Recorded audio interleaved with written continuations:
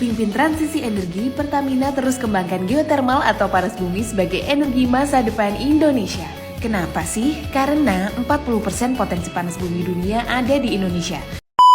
Assalamualaikum warahmatullahi wabarakatuh. Perkenalkan, kami dari kelompok 4 akan mempresentasikan mata kuliah Fisika Gunung Api. Judul PPT kami yaitu Analisis Pemanfaatan Tidak Langsung Potensi Energi Panas Bumi di Indonesia. Next. Untuk anggota kami yaitu ada saya sendiri, Farida Karlina dengan NIM 07, ada Angels Eliana Batuara NIM 23, Octavia Gartia Sombing NIM 35, dan Sadi Remita Hutauruk NIM 36. Next. Untuk latar belakang sendiri, Indonesia merupakan negara dengan sumber kekayaan alam yang melimpah, salah satunya adalah panas bumi.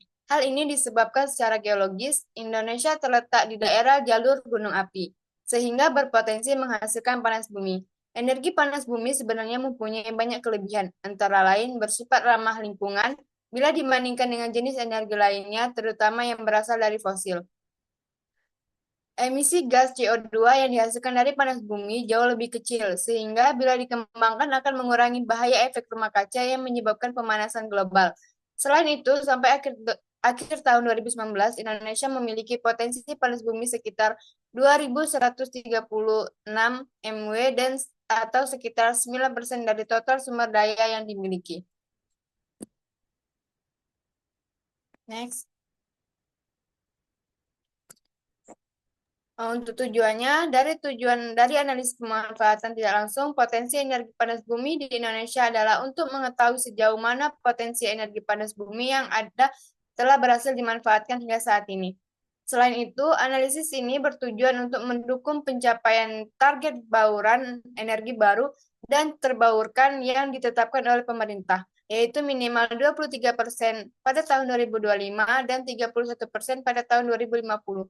Dengan memahami potensi dan pemanfaatan energi panas bumi, diharapkan dapat dioptimalkan penggunaan sumber daya ini untuk memenuhi kebutuhan energi nasional secara berkelanjutan.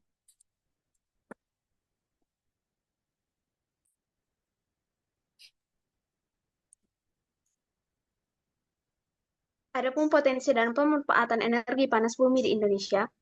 Energi panas bumi adalah energi yang tersimpan dalam batuan di bawah permukaan bumi dan fluida yang terkandung di dalamnya. Indonesia terletak di daerah jalur gunung api atau Ring of Fire, sehingga berpotensi menghasilkan panas bumi. Jalur gunung api tersebut berbentang dari ujung barat Sumatera, Jawa, Bali, Nusa Tenggara, Sulawesi, dan Maluku.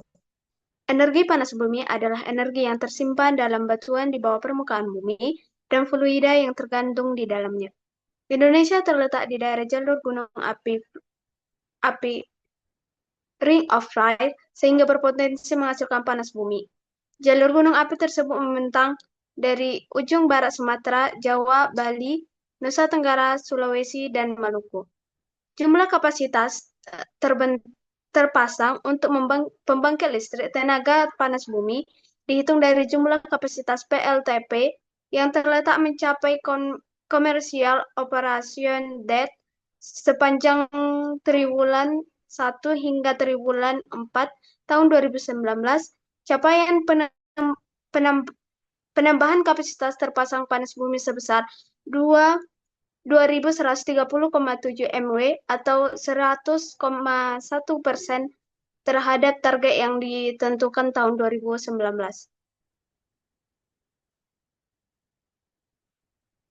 Arah kebijakan pemerintah berkaitan energi panas bumi. Arah dari kebijakan energi panas bumi adalah sebagai berikut. Yang pertama, meningkatkan eksplorasi panas bumi dan membuat perkiraan biaya yang layak pada lokasi yang berbeda-beda. Yang kedua, memastikan status tata guna lahan di hutan-hutan yang memiliki potensi panas bumi. Yang ketiga, mengkaji implementasi peraturan perundang-undangan di sektor panas bumi untuk mendekatkan sektor hulu dan hilir. Keempat, melakukan penyempurnaan di dalam pengelolaan dan persyaratan tender panas bumi yang meliputi pendelegasian kepada PLN untuk melaksanakan tender, pembagian risiko yang menguntungkan antara PLN dan pengembang, harta jual dan mekanismenya, serta pemindahan untuk skala kecil dan penyehatan BUMN. Tingkatkan kemampuan dalam negeri untuk mendukung kegiatan eksplorasi dan industri pendukung kelistrikan.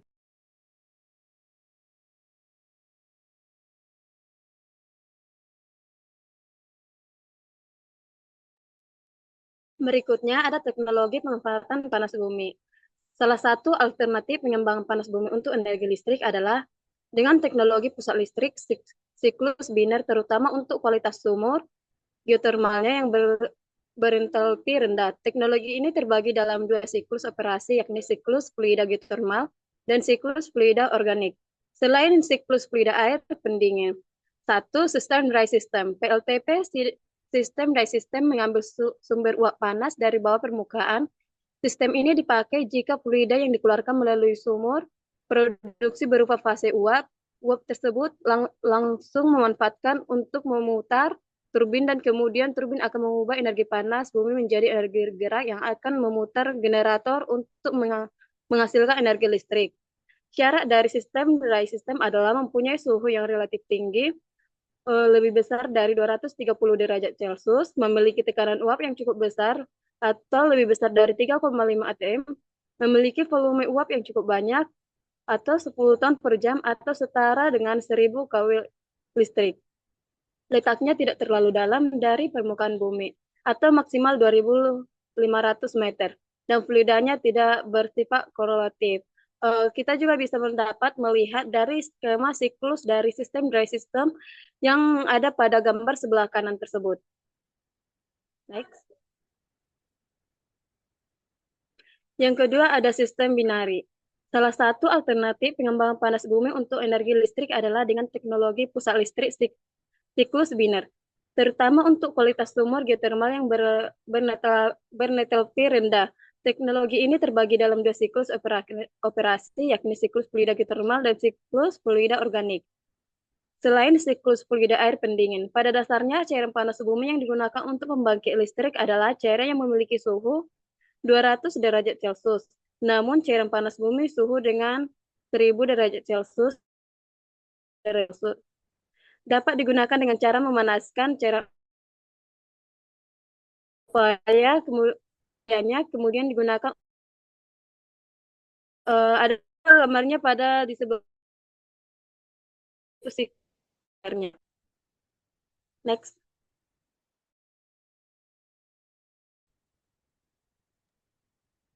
Baiklah, yang ketiga ada sistem flash. PLTP sistem flash steam merupakan PLTP yang paling umum digunakan. Pembangkit jenis ini memanfaatkan reservoir panas bumi yang berisi dengan temperatur lebih besar dari 182 derajat Celcius. Air yang sangat panas ini dialirkan ke atas melalui pipa sumur produksi dengan tekanannya sendiri. Karena mengalir ke atas, tekanannya menurun dan beberapa bagian dari air itu kemudian menjadi uap. Uap inilah yang kemudian dipisahkan dari air dan dialirkan untuk memutar turbin. Sisa air dan uap yang terkondensasi kemudian disuntikan kembali melalui sumur injeksi ke dalam reservoir, yang memungkinkan sumber energi ini berkesinambungan dan terbaharui. Dapat diketahui bahwa sistem flash ini dibagi menjadi single flash steam dan double flash steam.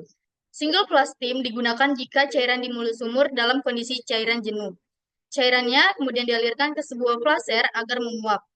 Tekanan flasher mempengaruhi banyaknya uap yang dihasilkan.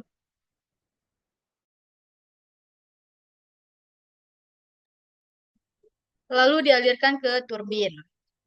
Sedangkan untuk double flash steam-nya itu menggunakan dua pemisah cairan, yaitu separator dan flasher, dan menggunakan dua turbin, yaitu HP turbin atau turbin tekanan tinggi, dan LP turbin, turbin tekanan rendah, dan disusun ganda. Untuk gambarnya dapat dilihat pada PPT.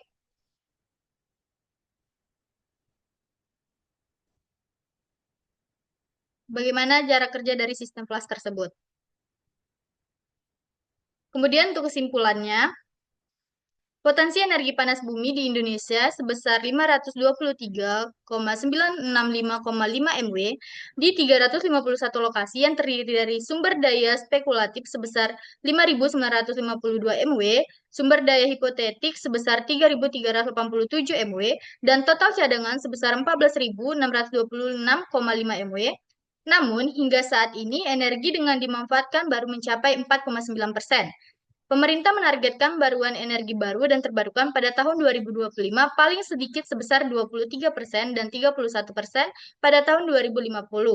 Dengan potensi yang besar, pembangunan PLTP menjadi prioritas pemerintah dalam meningkatkan baruan energi baru dan terbarukan. Pada Rencana Umum Energi Nasional atau RUEN, pengembangan panas bumi untuk tenaga listrik diproyeksikan sebesar 7,2 GW pada tahun 2025 dan 17,6 GW pada tahun 2050.